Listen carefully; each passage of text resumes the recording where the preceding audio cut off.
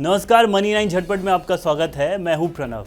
देश के बढ़ते चालू खाता घाटे को नियंत्रित करने के लिए सरकार ने हाल ही में सोने के इंपोर्ट पर कस्टम ड्यूटी बढ़ाई है। 1 जुलाई 2022 से सोने के आयात पर पहले की 7.5% के बजाय अब 12.5% इंपोर्ट ड्यूटी लग रही है।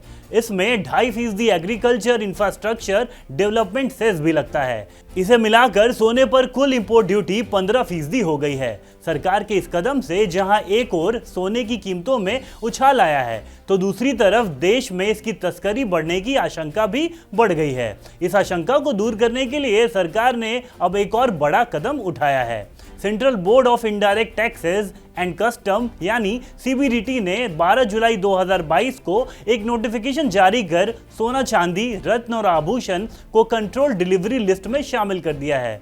अभी तक इस लिस्ट में दवाएं, एंटीक आइटम्स और सिगरेट्स ही शामिल थी। इसका मतलब है कि अब इन कीमती धातुओं का भारत से निर्यात या भारत में इनका आयात सरकार को बिना जानकारी दिए बिना नहीं किया जा सकेगा। इतना ही नहीं, कीमती धातुओं का आयात निर्यात अब से सरकारी अधिकारी की निगरानी में ही किया जा सकेगा। बात यहीं खत्म नहीं हो जाती। अगर अधिकारी को कोई कंसाइनमेंट सस्पेक्टेड लगता है, मतलब उसे किसी तरह की गड़बड़ी की आशंका होती है, तो वह ऐसे कंसाइनमेंट में ट्रैकिंग डिवाइस भी लगा सकते हैं।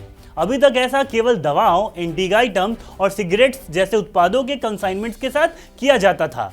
अब सवाल उठता है कि अचानक से सरकार ने यह कदम क्यों उठाया है?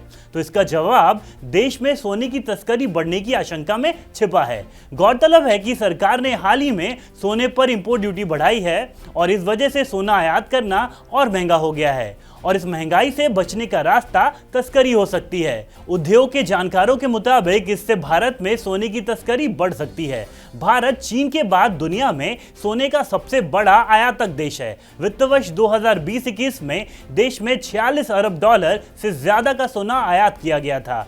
सोने की मौजूदा अंतर्राष्ट्रीय कीमतों के हिसाब से आयातकों को अब देश में 1 किलो सोना इंपोर्ट करने के लिए 8 लाख रुपए से ज्यादा का टैक्स भरना होगा। एक दूसरी रिपोर्ट के मुताबिक देश में एक साल में 200 से 300 टन सोना तस्करी कर लाया जाता है और अब इंपोर्ट ड्यूटी बढ़ने के साथ इसमें 20 से 30% की और वृद्धि हो सकती है। इसी तस्करी को रोकने के लिए सरकार ने ये कदम उठाए हैं।